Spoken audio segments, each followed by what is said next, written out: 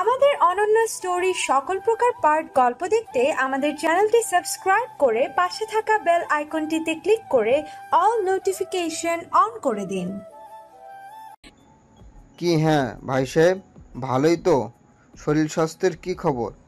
আপনাদের ভাইয়ের জন্য আমার সত্যিই খুব খারাপ লাগে। আপনারা তো পড়ে আছেন সেই বাপের আমলের ব্যবসা নিয়ে। ওইদিকে বড় ভাই কি করছে দেখুন, তিনি তো নিজের সব গুছিয়ে নিচ্ছে, আবার আপনাদের সম্পত্তিও সব তার দখলে। ভাই দুয়ে দুয়ে চার মেলাতে পারছেন, ওরা ভালোভাবে সব আমাদের আয়ত্তে নিয়ে নেবে। শেষে দেখা যাচ্ছে আপনি আটি হয়ে গড়াগড়ি করছেন। এই তো এভাবেই ভালোই চলছিল দিনকাল। অদ্ভুতভাবে সব ছারখার হয়ে গেল। তার এতদিনের পরিকল্পনা, পোশাক কতকগুলো সাঙ্গপাঙ্গরা সব হাতের নাগালের বাইরে। তবে তিনি মনে মনে প্রতিজ্ঞাবদ্ধ, ওই বাড়ির কোনো মানুষকে শান্তিতে থাকতে দিবেন না। তাকে যেমন সবাই জ্বালিয়ে পুড়ে খাক করে দিয়েছে, তিনিও সেভাবে সবাইকে জ্বালিয়ে পুড়ে নিঃশেষ করে দিবেন। তানিশা মামা বাড়ি থেকে ফিরে এসেছে। ঝিলমিল তো এখানে থেকে চলে গিয়েই বেঁচেছে, তবে তার দিকে মানুষের বাঁকা দৃষ্টির অবসান এখনও ঘটে নাই। সাবরিনা মেয়েকে নিয়ে ভীষণ চিন্তিত। চিন্তায় চিন্তায় প্রেশার হাই করে ফেলেছেন। এখনও পর্যন্ত তানিশার মধ্যে কোনো ভাবান্তর লক্ষ্য করা যায় নাই। রেহানা খাতুন সব দিক বিবেচনা করে বললেন, দেখো, তোমরা যদি মেয়ের বিয়ে দিতে পারো, আমি এর থেকে ভালো কোনো উপায় দেখছি না। একমাত্র বিয়ের মাধ্যমেই ওর উপর থেকে এই কালো দাগ ঘুচবে। আপনার কথাটা ঠিক আছে, কিন্তু তানিশা এখনও অনেক ছোট। ওর বিয়ে দেওয়াটা এখনই দেওয়া ঠিক হবে কিনা সেটা নিয়ে মোটামুটি সবাই দ্বিধাগ্রস্ত। তার উপর এলাকায় যে কাহিনী রটে গেছে, সেখানে ভালো পাত্র পাওয়া সহজ হবে না। বাড়ির সব মানুষের মাথায় এই একটা বিষয় বোঝার মতো চেপে আছে। তানিশা সেখানে নিশ্চুপ, এ বিষয়ে ভালো মন্দ কিছু বলে না। শিমু ফোন করে ঝিলমিলকে বলছিলেন এসব কথা। ঝিলমিল শুনে বলল, আমি যে তানিশাকে এখানে এনে রাখবো সেই ব্যবস্থাও নাই। আচ্ছা, এখনই বিয়ে শাদীর কথা ভাবতে হবে না, আমি দেখছি কি করা যায়। এমনিতেই রোদ্দুর বলছিল এই বাসাটা চেঞ্জ করবে, তারা দিলে হয়তো গুরুত্বের সহিত নেবে ব্যাপারটা। তারপর ওকে কিছুদিন আমার সাথে এখানে রাখবো। ঠিক আছে, যা ভালো বুঝিস। ঝিলমিল ফোন রেখে দিল। ওখানে থাকাকালীন মানুষের ওই চোরা দৃষ্টিটা ওকেও ভুগিয়েছিল খুব। এমনও হলো যে ভরা মজলিসে গিয়েছে, তার মধ্যে কেউ একজন চেঁচিয়ে উঠল, এস রে, তোদের সাথে কি হলো? এটা কতগুলো দিন আটকে ছিলি বলতো? মানুষ কত নিষ্ঠুর! আরে ছোট ছোট বাচ্চা মেয়েগুলোকেও ছাড় দিল না। তখন বড্ড লজ্জায় পড়তে হতো। ঝিলমিলের ওই মুহূর্তে মনে হতো মাটি ফাঁক হয়ে যাক আর সে টুপ করে মাটির নিচে ঢুকে পড়ুক। রোদ্দুর বাড়ি ফিরতে ওকে যা বলার দরকার ছিল ততটুকু বলল। এই বাড়িটা আসলেই একজন মানুষের জন্য। ঝিলমিলের মাঝে মাঝে দম বন্ধ থাকে, না ঠিক মতো হাঁটাচলা করা যায়, না নিঃশ্বাস ফেলা যায়। এইটুকু বাসার জন্য ওই বাড়ি থেকে এখনো কেউ এসে এক রাত থাকতে পারে নাই। রোদ্দুর বলল, দুদিন বাদে রায়হানের বিয়ে, সেকাল থেকে আমাদের সাথে শুরু করবে হাল্লা। প্রত্যেকটা অনুষ্ঠানে থাকতে হবে। ওর বিয়ের পর যদি হয়, আর এখন তো হবেও না, মাসের মাঝামাঝি চলছে, সামনের মাস ছাড়া সম্ভব হবে কি? ঠিক আছে, কিন্তু এখন তো আমরা বাসা দেখে রাখতে পারি। সবকিছু ঠিকঠাক করে রেখে যখন ওঠা লাগে তখন উঠে পড়বো। আচ্ছা ঠিক আছে, কাল বের হব। আজ রাত হয়ে গেছে, এত রাতে আর বাইরে বের হতে ইচ্ছে করছে না। তোর কথা মেনে নিয়েছি, তুই এখন আমার কথাটা শোন। এক কাপ চা বানিয়ে খাওয়া। এটাই তো আমার ডিউটি। সন্ধ্যা থেকে কয় কাপ হলো খেয়াল আছে? রোদ্দুর ডানে বায়ে মাথা নাড়িয়ে নেতিবাচক জবাব দিল। ঝিলমিল হাতের কর গুনে গুনে উত্তর দিল, 6 বার। এই 7 হবে। রোদ্দুর সোজা হয়ে বসে পড়ল। হাফ সেঞ্চুরি করে ফেলবো নাকি? সরি, আমি পারবো না। এখন তোকে চা দিয়ে আমি কম্বলের তলায় ঢুকবো। এই বছর শীত যাচ্ছে না কেন জানি না। কি যে ঠান্ডা বাবা গো! এই ঠান্ডার মধ্যে তুই আমাকে দিয়ে বারবার পানি নাড়াচ্ছিস, এই কাজ সেই কাজ। উফ, কোথায় ভেবেছিলাম বিয়ের পর শুধু চিল আর চিল, এখন দেখছি খাটে মরা ছাড়া উপায় নেই। আমি বলেই না এখনো আছি, না হয় তুই যে মানুষ, তোর কাছে কেউ দুদিনও টিকতে পারতো না। ঝিলমিলের কথা শুনে রোদ্দুর বিমর্ষ মুখে তাকিয়ে রইল। মনে মনে বলল, আমি যে একজনের ভালোবাসার জন্য অপেক্ষা করছি তাতে কিছু না, উনি সামান্য 2 কাপ চা বানিয়েই ক্লান্ত। রোদ্দুর নিজের কথা রাখলো। পরদিন ঝিলমিলকে নিয়ে বের হলো বাড়ি দেখতে। ওর ভার্সিটির কাছাকাছি একটা বাড়ি পছন্দ করে সেখানেই কথাবার্তা বলে ঠিক করলো। ঝিলমিলেরও পছন্দ হয়েছে। অন্তত মুরগির খোপ থেকে তো রেহাই পাবে। দিন কাটতে কাটতে খুব তাড়াতাড়ি সময় চলে এলো। আবিরের বিয়ের বন্দোবস্ত শুরু হয়ে গেছে। আজ সকাল থেকে সন্ধ্যা পর্যন্ত রোদ্দুর আর ঝিলমিল গায়ে হলুদের অনুষ্ঠানে উপস্থিত ছিল। বাড়ি ফিরল মাত্র। সকাল থেকে এত মানুষজনের মধ্যে থেকে ঝিলমিলের মাথা ধরেছে, তাই বাড়ি ফিরেই ধপাস করে শুয়ে পড়েছে। রোদ্দুর ওর পাশে বসে বলল, মাথা টিপে দিব? লাগবে না। দে, হয়তো পরে বাড়ি গিয়ে সবার কাছে নালিশ করবি তোমাদের ছেলে আমার একটুও যত্ন করে না, একটুও খেয়াল রাখে না। এমনিতেই তো আমার নামে দুর্নামে শেষ নেই, যেচে পড়ে আবার কেন কাঁধে দোষ নিব বলতো? ঝিলমিল বলল, ও আচ্ছা, বাড়ির মানুষের কথা ভেবে মাথা টিপে দিচ্ছিস, আর দুদিন আগে বললি ভালোবাসিস। কি কি যেন, সব শুধু মুখের কথা, তাই না? রোদ্দুর নড়ে চড়ে বসলো, বলল, ফাও ফাও কথা রোদ্দুর বলে না। আমি তো তোর জন্যই অপেক্ষা করছি। দেখা গেল ভালোবাসার দাবি নিয়ে আমি একাই এগিয়ে গেলাম, আর তুই মুখ ফিরিয়ে বসে রইলি। ভালোবাসলে প্রত্যাখ্যান হওয়ার ভয় বিসর্জন দিতে হয়। রোদ্দুর ভুরুকুচকে তাকালো ঝিলমিলের দিকে। মনে হচ্ছে দিনকে দিন ভালোবাসা বিশেষজ্ঞ হয়ে উঠছে। সে ঝিলমিলের উদ্দেশ্যে প্রশ্ন করল, কি বলতে চাইছিস তুই? ঝিলমিল কোনো কথা বলল না। রোদ্দুরের হাত টেনে নিয়ে নিজের কপালে রেখে চোখ বুঝল। রোদ্দুর আলতো হাতে কপালের দুপাশে মেসেজ করে দিল অনেকক্ষণ পর্যন্ত। ঝিলমিল রোদ্দুরের হাত সরিয়ে দিয়ে বলল, আর লাগবে না, থ্যাংক ইউ। ঘুমাবো, বাতি নিভিয়ে দেব, আলো চোখে লাগছে। রোদ্দুর মাথা নাড়িয়ে উঠে দাঁড়ালো। ওর জীবনটাই কেমন পরিবর্তন হয়ে গেল। আগে কখনো এইভাবে কারো হুকুম তামিল করা পছন্দই করতো না। ওর যেটা ভালো লাগতো, যেটা পছন্দ সেটাই করতো। আর এখন ঝিলমিলের পছন্দের অগ্রাধিকারই বেশি। এই তো অফিসের কিছু কাজ ছিল, অন্য সময় হলে বাতি জ্বালিয়ে ল্যাপটপ নিয়ে ঘন্টার পর ঘন্টা বসে থাকতো। কিন্তু এখন যখন ঝিলমিল একবার বলে দিয়েছে ওর ঘুম পেয়েছে, বাতি নিভিয়ে দিতে হবে, রোদ্দুর তো এক ঝটকাই মেনে নিয়েছে। ভাবনাটাই এরকম। আপনি বলতে থাকুন মহারানী, আপনার জন্য এই বান্দা সর্বদা হাজির। একটা সুন্দর সকাল, চকচকে সূর্যের রশ্মি, চকচকে রূপালি এবং স্বর্ণের বিভিন্ন রং ছড়িয়ে দেওয়া, পাখির মৃদু কিচিরমিচিরে ভরপুর আনন্দময় সকাল। প্রতিদিনের মতো আজও রোদ্দুরে ঘুম ভাগে আগে, তবে আজ তাড়াহুড়ো নেই, ছুটির দিন। রোদ্দুর অনেকক্ষণ পর্যন্ত বিছানায় গড়াগড়ি করলো, তারপর আড়মোড়া ভেঙে উঠে বসলো। ঝিলমিলকে ডেকে বলল, এই, আজ তো ডাইনোসর সিল্ক পরার দিন, তাড়াতাড়ি উঠে পড়। ঝিলমিল তৎক্ষণাৎ বলল, আমি ঠিক সময় উঠে পড়বো, তুই আমাকে বিরক্ত করিস না। রোদ্দুর ডাকাতের মতো হো হো করে হাসতে লাগলো। সেই হাসির আওয়াজে ঝিলমিলের ঘুম পুরোপুরি ছুটে গেল। সে চোখ কষলে উঠে বসলো। অবাক হয়ে জিজ্ঞেস করলো, পাগল নাকি? এভাবে হাসছিস কেন? ঝিলমিলের এহেন অভিযোগে রোদ্দুর ব্যথিত হলো। সে দুঃখী এবং উদাস মুখে বলল, এসব পাগল ছাগলের অপবাদ তুই দিতে পারলি আমাকে? আমি কত ভদ্র, কত ইনোসেন্ট। ঝিলমিল হেসে বলল, আর একটা কথা বললে মায়ের খাবি। তাই রোদ্দুর আর কথা বলার রিস্ক নিল না। ঝিলমিলকে তাড়া দিয়ে নিচে উঠে পড়ল। ওই বাড়িতে একটু তাড়াতাড়ি যেতে হবে। আজকে বিয়ের অনুষ্ঠানে আদিয়ার থাকছে না, ওর মামা শ্বশুর অসুস্থ, তাই যেতেছি হয়েছে ওখানে। রোদ্দুর ফ্রেশ হয়ে এসে তোয়ালে দিয়ে মুখ মুছতে মুছতেই ফোন বেজে উঠল। সৌভিক ফোন করেছে। রোদ্দুর রিসিভ করতে ওপাশ থেকে বলল, মামা, আজকে তো সেই একটা প্ল্যান করেছি, রাতে আমাদের এখানেই থাকবি তো নাকি? রোদ্দুর মাথা চুলকে বলল, হবে না হয়তো, আমার স্বাধীন জীবন একলা জীবনে ইতি ঘটেছে ভাই, অন্য একদিন থাকবো। সৌভিক চেঁচিয়ে বলল, ঠিক এই জন্যই আমি বিয়ে করি না। শালা, তোরা বিয়ে করে সব চেঞ্জ হয়ে গেছিস। কবে জানি আমাদের নামগুলো ভুলে বসে থাকিস। ভালো ভালো, বেশ ইমপ্রুভমেন্ট হচ্ছে, চালিয়ে যা দোস্ত। তবে মাঝে মাঝে এই অথমের একটু মনে করিস, এতে তোর যথেষ্ট মঙ্গল হবে।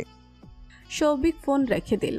রোদ্দুর ঝিলমিলের দিকে তাকিয়ে দেখল ও এই দিকেই তাকিয়েছে, তাই ওকে শুনিয়ে শুনিয়ে ফোন কানে ঠেকিয়ে অযথা বলল, আরে ভাই, বিয়ের পর বউ ছাড়া দুনিয়ার কিছু ভালো লাগে না, সব নিরামিষ, সব অন্ধকার।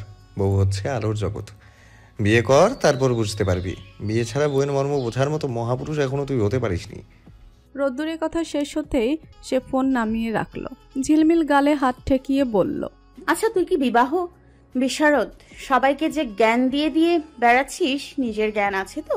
বউ আলোর জগৎ, বউয়ের মর্ম, বাহ, কত কথা। তুই নিজে সব বুঝিস। রোদ্দুর এক দৌড়ে ঝিলমিলের দিকে এগিয়ে এলো।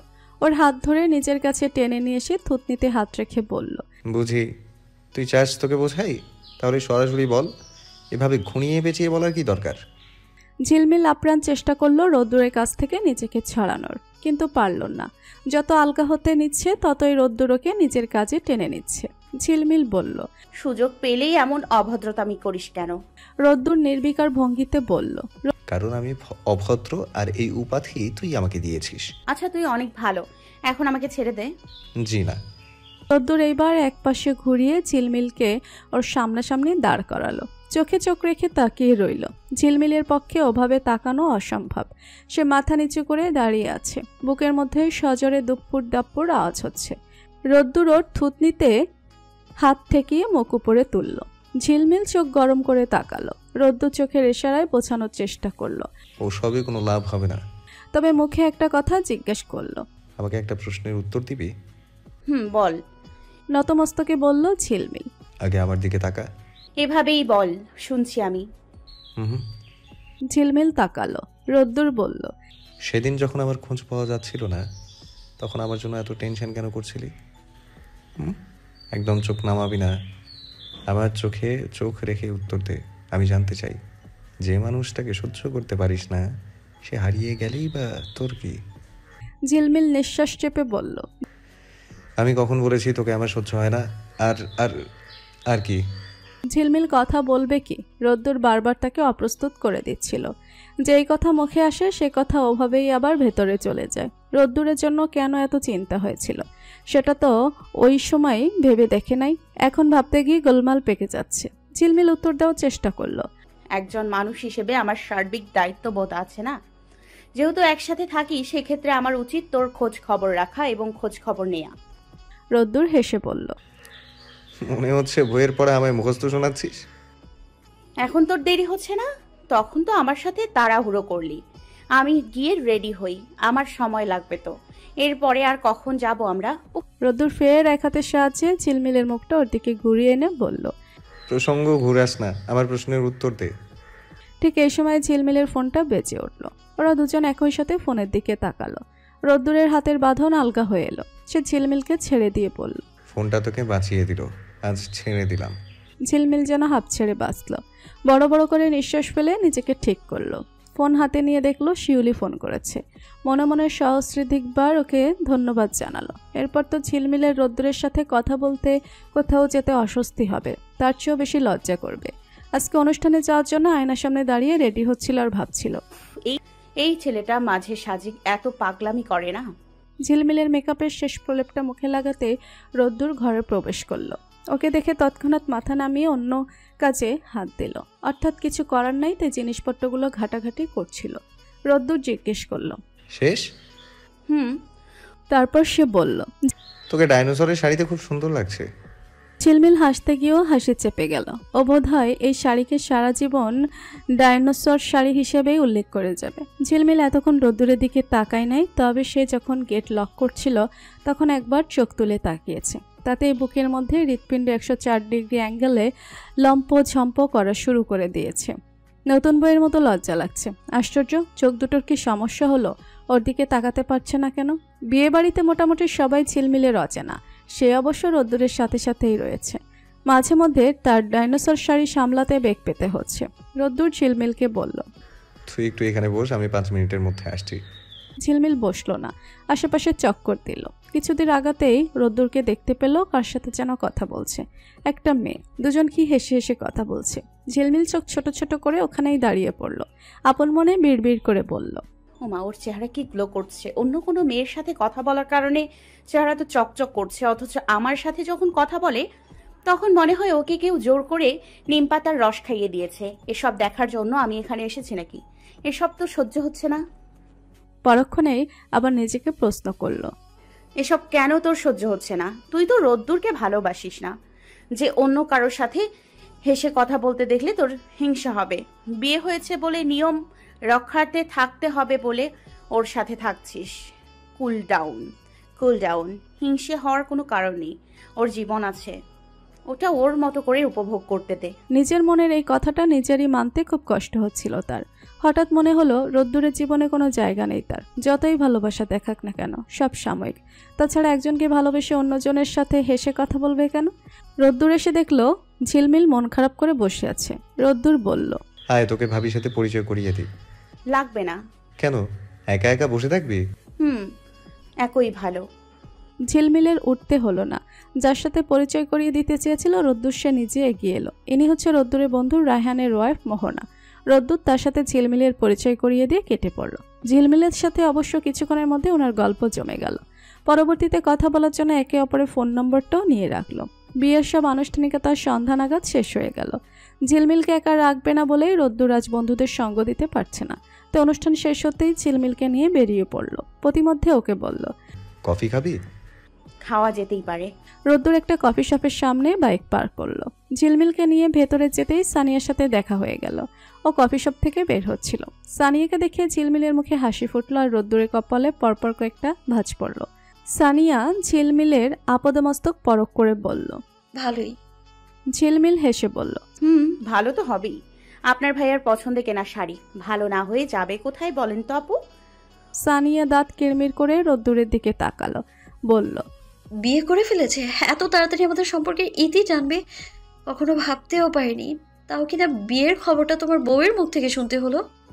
রোদ্দুরকে কথা বলার সুযোগ না দিয়ে ঝিলমিল নিজেই বলল, ও আসলে অনেক লাজুক তো, কিভাবে নিজের বিয়ের কথা নিজের মুখে বলবে? আমি তোর বউ, তাই আমি বলে দিলাম। আপনাকে তো বলেছি মন খারাপ করবেন না, আমাদের বিয়ের অনুষ্ঠানে সর্বপ্রথম দাওয়াত আপনিই পাবেন। আপনার কি খাবার পছন্দ বলেন, সেটাই মেনুতে রাখবো। সানিয়া ফুসফুস করতে করতে চলে গেল। ঝিলমিল আফসোসের সুরে বলল, আমার না হওয়ার সতীনটা। রোদ্দুর হেসে উঠল, সাথে ঝিলমিলও। ওরা কফি খেয়ে দুজন রাজ্যের গল্প করে বাড়ি ফিরল। বাড়ি ফিরতে ফিরতে অবশ্য ভালোই রাত হয়েছে, কারণ ফেরার পথে জ্যামের মধ্যে প্রায় 1.5 ঘন্টা আটকে ছিল। এমনিতেই আবহাওয়া ঠান্ডা, কিন্তু এত গিজগিজ করা মানুষের মধ্যে গরমে ঝিলমিল প্রায় ঘেমে গিয়েছিল। বেলা 12টা নাগাদ করা মেকআপ তখন উঠতে উঠতে প্রায় নাই হয়ে গিয়েছিল। কিন্তু কফি শপে বসে সে আবার ফোনের ক্যামেরা দেখে ঠোঁটে লিপস্টিক দিয়েছে। রোদ্দুর বারবার বলেছে, এই জিনিসটা তো পেটেই চলে যাবে, আর দিস না, পরের জন্য একটু বাঁচিয়ে রাখ। কেন? শেষ হয়ে গেলে আবার কিনে দিবি? রোদ্দুর কানে ধরেছে, সে আর এসব কেনাকাটার মধ্যে নাই। জীবনে কোনোদিন এত শপিং করে নাই। শুধুমাত্র প্রথম যখন স্যালারি পেয়েছিল তখন বাড়ির সবার জন্য টুকটাক কেনাকাটা করেছিল, তাও সেসব ছিল সহজ সরল। ঝিলমিলের লিস্টের মতো ডাইনোসর না, রেভলন, ফ্রস্টও না। বাড়ি ফিরে দেখলো কারেন্ট নাই। এদিকে জেনারেটরের কি যেন সমস্যা হয়েছে, তাই সেটাও অফ। এখন 7 তলায় উঠতে হবে সিঁড়ি ভেঙে। রোদ্দুরটা এক লহমায় উঠে গেল। ঝিলমিল আর পারল না। এক কদম সামনে আগায় তো আরেক কদম থেমে যায়। একবার তো হুমড়ি খেয়ে পড়তে পড়তে নিজেকে সামলে নিয়েছে। অবশেষে দরজা পর্যন্ত আসতে পারল। হৃৎপিণ্ড এখনো ধুকভুক করছে। ঘরে গিয়ে সোজা ধপাস করে বসে পড়ল। রোদ্দুরকে বলল, তুই এত নিষ্ঠুর, এভাবে আমাকে রেখে চলে গেলি? তো তোকে কি আমি কোলে নিয়ে উঠতাম? তাহলেই তো নেকা নেকা কণ্ঠে বলতি, তুই এত অভদ্র কেন? ঝিলমিল ওর হাতের ব্যাগটা তুলে রোদ্দুরের দিকে ছুঁড়ে ফেললো। রোদ্দুর সহসা তা ক্যাচ করলো। ব্যাগ হাতে সে লিপস্টিকটা বের করলো। ঝিলমিল দেখে বলল, এসব তোর ইউজ করার জিনিস না, রেখে দে। আরে দেখছি তো। তারপর উল্টে পাল্টে পুনরায় বলল, এই জিনিস যে খাবারের সাথে পেটে যায়, পেট খারাপ হয় না? খেয়ে দেখ হয় কিনা। স্বাদ কেমন? রোদ্দুর ঝিলমিলের ঠোঁটের দিকে তাকিয়ে ভুরুকুচকে জিজ্ঞেস করলো, করব সত্যি? করতে পারলে কর। রোদ্দুর ঝিলমিলের কাছাকাছি এগিয়ে এসে ফের জিজ্ঞাসা করলো। এরপর আবারও ঝিলমিল বিরক্ত হয়ে ওর দিকে তাকালো। ঝিলমিল রোদ্দুরের উসখুস করা দেখে যা বোঝার বুঝে গেল। সে তড়িৎ বেগে উঠে দাঁড়িয়ে রোদ্দুরের সামনে এসে ওর চুলগুলো মুঠোবন্দি করে ঝাঁকাতে ঝাঁকাতে বলল, অসভ্য অভদ্র কোথাকার, এত বাজে হয়ে গেছিস? ছি, তোর সাথে থাকাই তো রিস্ক। রোদ্দুরের ঝিলমিলের হাত থেকে নিজেকে ছাড়িয়ে নিল। আয়নার সামনে দাঁড়িয়ে চুলগুলো ঠিক করতে করতে বলল, এভাবে তেড়ে এলি কেন? তুই বলিস কেন বাজে কথা, অসভ্য ছেলে কোথাকার? কিচ্ছু বলি নেই আমি। যেটা বলেছি সেটা দিনের আলোর মতো ফকফকা পরিষ্কার। তুই কিনা কি মাইন্ডে নিলি? ছি, অভদ্রতা আমি আমার মধ্যে না, তোর মনের মধ্যে। ভালো হ ঝিলমিল, ভালো হইতে পয়সা লাগে না। বাই দ্য ওয়ে, তুই কি ভেবেছিস বলতো? রোদ্দুর ঝিলমিলের দিকে তাকালো। ঝিলমিল বিছানা থেকে বালিশ তুলে নিয়ে একের পর এক রোদ্দুরের গায়ে ছুঁড়ে মারল। ইচ্ছে মতো রাগে গজগজ করতে লাগলো। রোদ্দুর বলল, ঠিক আছে, তুফান থামা প্লিজ, কিছু বলা লাগবে না। তবু আমার উপর এত অত্যাচার চালাস না। যা গিয়ে ফ্রেশ হ। অন্ধকারের মধ্যে যে তাণ্ডব লীলা শুরু করেছিস, আলো জ্বললে কি করবি কে জানে। রোদ্দুর ফোনের ফ্ল্যাশ চালিয়ে ফ্রেশ হয়ে বসলো। হাত মুখ ধুয়ে আসার পর মাইন্ডও ফ্রেশ লাগছে। ঝিলমিল বারান্দায় গিয়ে দাঁড়ালো। রোদ্দুর চেঁচিয়ে বলল, এই ঠান্ডার মধ্যে ওখানে একা একা কি করছিস? দরজা খুলে রেখেছিস কেন? হু হু করে বাতাস ঢুকছে। তুই বাতাস খা, আমি তোর আশেপাশে গা ঘেঁষবো না। অভদ্র কোথাকার। মানুষ এত খারাপ হয় জানা ছিল না। রোদ্দুর এসে ঝিলমিলের পাশে দাঁড়াতে ঝিলমিল সরে গিয়ে মুখ ঘুরিয়ে নিল। রোদ্দুর বলল, পৃথিবীর সব মানুষই এরকম খারাপ। মোটেও না। অবশ্যই, আমি তোকে বিষয়টা এক্সপ্লেইন করি, ওয়েট।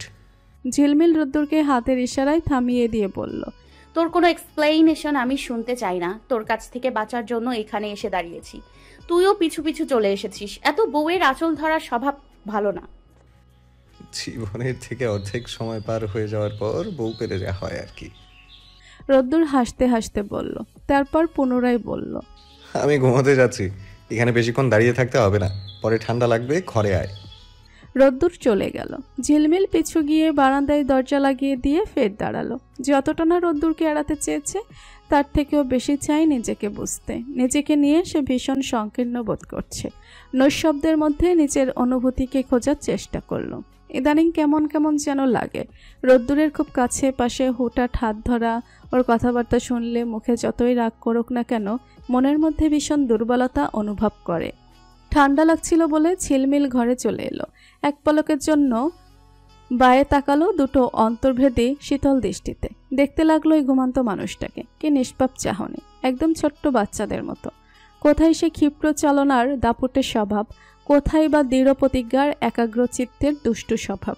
ঝিলমিল এক দৃষ্টিতে বেশিক্ষণ তাকিয়ে থাকতে পারল না। কেমন লজ্জায় গাল দুটো টাকা টমেটোর মতো লাল টুকটুকে হয়ে এলো। আপনা আপনি দৃষ্টি নত হলো। সে এগিয়ে গিয়ে রোদ্দুরের গায়ে ভালো করে কম্বলটা দিয়ে নিচে অপর পাশে শুয়ে পড়ল। তারপর কিছুক্ষণের মধ্যে ঘুমের রাজ্যে হারিয়ে গেল। সকাল সকাল ঘুম থেকে উঠে ফোন ঘাটাঘাটি করতে করতে রোদ্দুরের একটা বিষয় নজরে এলো। একটা লোক ছোট্ট চাচুর খোঁজে আসতো। রোদ্দুরের সাথে তার দেখা হয়েছিল। তখন সে বলেছিল কেউ একজন ছোট্ট চাচুর সাথে দেখা করতে চায়। রোদ্দুর লোকটার ফোন নম্বর ঠিকানা রেখেছিল। ছোট্ট চাচুকে বলে না এই ভেবেছে এমনিতেই তাদের শত্রুর শেষ নেই। এই লোক কে না কে কি মতলব এসেছে। উনি তো একটা লোকালয়ের ঠিকানা দিয়েছেন। রোদ্দুর সিদ্ধান্ত নিল আজ যাবে সেখানে। তবে ঝিলমিলকে কথা বলতেই সেও বায়না ধরল, তাকে নিয়ে যেতে হবে। অগত্যা বেলা 12টার আগে আগেই রওনা দিতে হলো। এটা একটা ছোটখাটো গ্রাম। পৌঁছাতে পৌঁছাতে 1টা বেজে গেল। রোদ্দুর ওই লোকটাকে ফোন করেছিল। তিনি বলে দিলেন ঠিক কোথায় আসতে হবে। সেখানে পৌঁছে ওরা অনেক মানুষজন দেখতে পেল। একটা বাড়ি, সেই বাড়িটাকে ঘিরে শুধু মানুষজনের আনাগোনা। ঝিলমিল জিজ্ঞেস করলো, এখানে কি মানুষ মারা গেছে নাকি? তাই তো মনে হচ্ছে, ওয়েট, আমি ওই লোকটাকে একটা ফোন দিই। রোদ্দুর পকেট থেকে ফোন বের করতে একটা মেয়ে তাদের দিকে এগিয়ে এলো। ঠিক মেয়ে না মহিলা বলা চলে। ঝিলমিলের দিকে তাকিয়ে জিজ্ঞেস করলো, আপনারা কি মনোয়ার ভাইয়ের বাড়ি থেকে এসেছেন? ঝিলমিল রোদ্দুরের দিকে তাকালো। রোদ্দুর উত্তর দিল, জি। তিনি বললেন, আচ্ছা ঠিক আছে, বুঝতেই পাচ্ছেন এটা মরা বাড়ি। কতদিন আগে থেকে ভাইয়াকে খবর পাঠানো হচ্ছে, অথচ এমন একটা দিনে তিনি আপনাদের পাঠালেন যে মূল ভূমিকায় ছিলেন উনিই মারা গেলেন। যাই হোক, আসুন আমার সাথে। রোদ্দুর জিজ্ঞেস করলো, কোথায় যাব? তিনি হেসে বলল, চিন্তার কারণ নেই। আপনারা জানতে চান না কেন আপনাদের ডাকা হয়েছে? আচ্ছা ভালো কথা, মনোয়ার ভাই আপনাদের কে হয়? আমাদের চাচু। ঝিলমিল উত্তর দিল। নিজের? উনি প্রশ্ন করলো। সে বলল, আমাকে আধা ঘন্টা সময় দিন দয়া করে, আমি ভেতর থেকে একটু আসছি, আপনারা আমার সাথে আসুন। ঝিলমিল আর রোদ্দুর দ্বিধাদ্বন্দ্ব ভুগতে ভুগতে ওর পিছু পিছু গেল। তিনি একটা ছোট্ট ঘরে এনে ওদের বসালো। তারপর বলল, আপনারা যাবেন না কিন্তু, একটু বসুন, আমি আসছি। সে দ্রুত পায়ে চলে গেল। ঝিলমিল আর রোদ্দুর একে অপরের দিকে তাকালো। তারা কিছুই বুঝতে পারছে না। সব কেমন ঝাপসা ঝাপসা। যিনি মারা গেছেন তার সাথে ছোট চাচুর কী সম্পর্ক? ওরা আর আবল তাবল ভাবনা ভেবে জল ঘোলা করতে চাইল না। তিনি আধা ঘন্টার কথা বলল, 15 মিনিটের মাথায় ফিরে এলো। ওদের মুখোমুখি একটা চেয়ার টেনে বসলো। কোনো ভূমিকা ছাড়াই বলতে শুরু করলেন, আমার নাম সাফালি। যিনি মারা গেছেন তিনি আমার খুব কাছের একজন, সম্পর্কে খালাতো বোন, তবে নিজের না। উনি দীর্ঘদিন অসুস্থ ছিলেন। অসুস্থ অবস্থায় ওনার ছেলে মেয়ে কেউ সাক্ষাৎ করতে আসে নাই, এই নিয়ে আফসোস ছিল। আপনারাই বলুন, একটা মানুষের 3টে ছেলে মেয়ে, অথচ কাউকেই পাশে পেলেন না। আফসোস তো থাকবেই, জীবনে বহুত কষ্ট পেয়েছেন। প্রথম যেটা ওনার সাথে খারাপ হলো সেটা হচ্ছে ওনার বিয়েটা। আপনার চাচুর সাথে ওনার সম্পর্ক ছিল দীর্ঘদিনের, কিন্তু সেসব বাড়িতে জানাজানি হওয়ার আগেই এক রাতে তার বিয়ে হয়ে যায়। জোর করেই পরিবার থেকে বিয়ে দিয়েছে। প্রচুর কান্নাকাটি করেছে, বাধা দিয়েছে, কিন্তু কাজ হয় নাই। সাধারণভাবেই মনোয়ার ভাইয়ের সাথে তার সম্পর্ক শেষ হয়ে গেল। লজ্জায় শেষ দেখাও করতে পারল না, আমাকে দিয়েই খবর পাঠিয়েছে। কাহিনী এখানে শেষ হওয়ার কথা থাকলেও শেষ হলো না। সুমি আপা নিজেকে দোষারোপ করতে শুরু করলো। ওখানে সংসার শুরু করার পরেও মন পড়েছিল আরেক জায়গায়। স্বামীর বাড়িতে শান্তি পাই নাই। ওরাও প্রচুর অত্যাচারী ছিল, তাও 10টা বছর টিকেছিল। এরই মধ্যে দুটো একটা মেয়েও হয়েছিল। সুমি আপাকে যখন আমরা ফিরিয়ে এনেছিলাম তিনি তখন প্রায় পাগল হয়ে গেছেন। ওই বাড়ি থেকে বাচ্চাগুলোকে রেখে দিলেন, অর্থাৎ তাকে পাগল করে দেওয়ার জন্য তার শ্বশুরবাড়ির মানুষ সমস্ত ছক কষে রেখেছিলেন। দিনের পর দিন বাচ্চাগুলোকে না দেখতে পেয়ে কি একটা বাজে অবস্থা হয়েছিল। কিন্তু একা থাকার ফলে সেসব মাথা চাড়া দিয়ে উঠল। তার ধারণা একজন মানুষকে ঠকানোর ফলে তার সাথে এসব হচ্ছে। নিশ্চয়ই মনোয়ার ভাই তাকে অভিশাপ দিয়েছিলেন। এভাবেই দিন কাটছিল। সেই যে অসুস্থ হয়ে বিছানায় পড়লেন, গতকাল তার সমাপ্তি ঘটল। অনেক কষ্টে আপনাদেরকে ঠিকানা খুঁজে খবর পাঠিয়েছিলাম, অন্তত মৃত্যুর আগে যদি শেষ দেখাটা করতে পারে। আপার ইচ্ছা ছিল ক্ষমা চাইবে নিজের অপরাধের জন্য, কিন্তু সম্ভব হলো না। মানুষটা চলেই গেল। মানুষের যখন ভালোবাসার দরকার তখন ভালোবাসা পায় না। আর এখন সে চলে গেছে, ভালোবাসার দরকার নাই, সহমর্মিতার দরকার নেই। তবুও মানুষ এসেছে এক নজর দেখার জন্য, কান্নাকাটি করছে, তার সাথে কাটানো ভালো সময়গুলো মনে করছে। কি লাভ এসব করে? সময় থাকতে করে নাই, ফিরেও তাকায় নাই। মানুষের ধর্ম বুঝি এমনই। আচ্ছা, আপনাদের চাচ্ছু কি এখনো আপনার উপর রাগ করে আছে? উনি এলেন না যে? এতগুলো কথা বলে শেফালি নামের মহিলা রোদ্দুরের দিকে প্রশ্নের বান ছুঁড়ে থামল। ঝিলমিলার রোদ্দুর এতক্ষণ চুপ করে থাকলো, এইবার নড়ে চড়ে বসলো। রোদ্দুর বলল, উনি জানতেন না, যাকে দিয়ে খবর পাঠিয়েছিলেন তার সাথে আমার দেখা হয়েছিল। ওরা ছোট চাচুকে একটা অন্যরকম মানুষ হিসেবে আবিষ্কার করেছিল। রোদ্দুর তার সাথে মিশেছে একদম বন্ধুর মতো, কিন্তু কখনো মনের অন্দরে থাকা কথাগুলো তিনি কাউকে জানান নাই, ঘুণাক্ষরেও জানতে দেন নাই। শেফালি নামের উনি হয়তো ভাবছিলেন ওনার কথা উপস্থিতরা বিশ্বাস করতে পারছে না। তিনি ব্যাপারটা স্বাভাবিকভাবে নিয়ে ঘর থেকে কিছু পুরানো সাদা কালো ছবি, হাতে লেখা চিঠি নিয়ে এলেন। ঝিলমিলের খুব বেশি খারাপ লাগলো। একটা মানুষের হাতে গোনা কয়েক বছরের ছোট্ট জীবনে কত অজস্র দুঃখ থাকে। এই দুঃখগুলো চোখে দেখা যায় না, হাত দিয়ে ছোঁয়া যায় না, অনুভবও করা যায় না। ভীষণ ব্যক্তিগত এসব। নিজের ভেতর চেপে রাখতে রাখতে একসময় নিজের অনুভূতি ভোতা হয়ে যায়, মরে যায়। ঝিলমিল আর রোদ্দুর যেন তার সাথে কথাগুলো অবিশ্বাস না করে এই জন্য তিনি বিভিন্ন প্রমাণপত্র দেখালেন, বলে দিলেন, মনোয়ার ভাই যেন কোনো দাবি না রাখে, কোনো অভিযোগ না রাখে। একটা মানুষ মারা গেছে, সেই সময় ভীষণ আফসোস করেছিল। ওই সময়টাতে ও কিছু করার ছিল না। কথাবার্তা শেষে ঝিলমিল আর রোদ্দুর উঠে গেল। এখানে এসে অনেক বড় একটা কাহিনী জানতে পেরেছে, যা জানার কথাই ছিল না তাদের। ফেরার পথে শেফালি জিজ্ঞেস করলেন, আচ্ছা, মনোয়ার ভাই বিয়ে করেছিলেন তাই না? ঝিলমিল বলল, না, ওনাকে একসময় বাড়ি থেকে বিয়ের জন্য খুব চাপ দেওয়া হয়েছিল, কিন্তু চাচ্চু বলেছিল বিয়ে শাদী খুব প্যারার বিষয়, আর এসব প্যারা আমার ভালো লাগে না। তার অনিচ্ছাতেই বিয়ে হয় নাই। শেফালি বিষণ্ণ সুরে বলল, ও আচ্ছা, দুজন মানুষের মধ্যে একসময় ভালোবাসা ছিল, ভাগ্যের নির্মম পরিহাসে কাউকে কারো পাওয়া হলো না। এক একজন যোজন যোজন দূরে থেকে একে অপরকে মনে রেখেছে ঠিকই। ভালোবাসা বোধহয় কিছু ক্ষেত্রে এমনই অদ্ভুত আর অবিনাশী। ঝিলমিল আর রোদ্দুর বিদায় নিয়ে বেরিয়ে গেল। ওনার একটা কথা ঝিলমিলের মস্তিষ্কে গেঁথে গেছে, যখন মানুষের ভালোবাসার দরকার নাই তখন ভালোবাসার অভাব হয় না, আর যখন দরকার তখন মানুষ ভালোবাসা পায় না। কথাটা তিনি ঠিকই বলেছেন। ওখান থেকে বের হওয়ার পর রোদ্দুরেরও কেমন মুড অফ হয়ে গেছে। কথা বলে নাই, ঝিলমিলেরও কথা বলতে ইচ্ছে হচ্ছে না। সে ওই ভাবনায় মত্ত। ভালোবাসা হয়তো একটু একটু করে উপলব্ধি করতে পারছে, হৃদয়ের অনুভূতি, তার জন্য মনের মধ্যে কিছু একটা অনুভব করা, কখনো কখনো দায়বদ্ধতা, আদর, মায়া, আবেদন, শ্রদ্ধাবোধ, শাসন, কৃতজ্ঞতা, মুগ্ধতা, সুখ, দুঃখ, একজনের প্রতি অপরজনের সম্মান, সবটাই তো ভালোবাসা। মনের মধ্যে বিষাদ ছুঁয়েছে আগে, তারপরও ঝিলমিলের মুখে বসন্তের ফুলের মতো হাসি ফুটে উঠল। ঝিলমিল আর রোদ্দুর বাড়ি ফিরল সন্ধ্যার আগে আগে। এখন শীতের প্রকোপ কমে এসেছে, আগের চেয়ে দিনের দৈর্ঘ্য কিছুটা বৃদ্ধি পেয়েছে। বাড়ি এসে ঝিলমিল খেয়াল করলো রোদ্দুর কেমন চুপ করে আছে। অথচ এই কয়েকদিনে ওকে যেই রকম বুঝেছে, যেই রকম দেখেছে, তাতে রোদ্দুরকে এইরকম হুট করে চুপ করে যাওয়ার মতো মানুষ মনে হয় নাই। হ্যাঁ, এমনিতেই সে সকলের কাছে নিজেকে একটা শক্ত খোলসে মোড়ানো মানুষ হিসেবেই উপস্থাপন করে। বাড়িতে সবাই ওকে কাঠখোট্টা আর গম্ভীর ধরনের মানুষ হিসেবেই চেনে। কিন্তু ঝিলমিলের সাথে তো এই সম্পর্ক নয়। ঝিলমিল এসে জিজ্ঞেস করলো,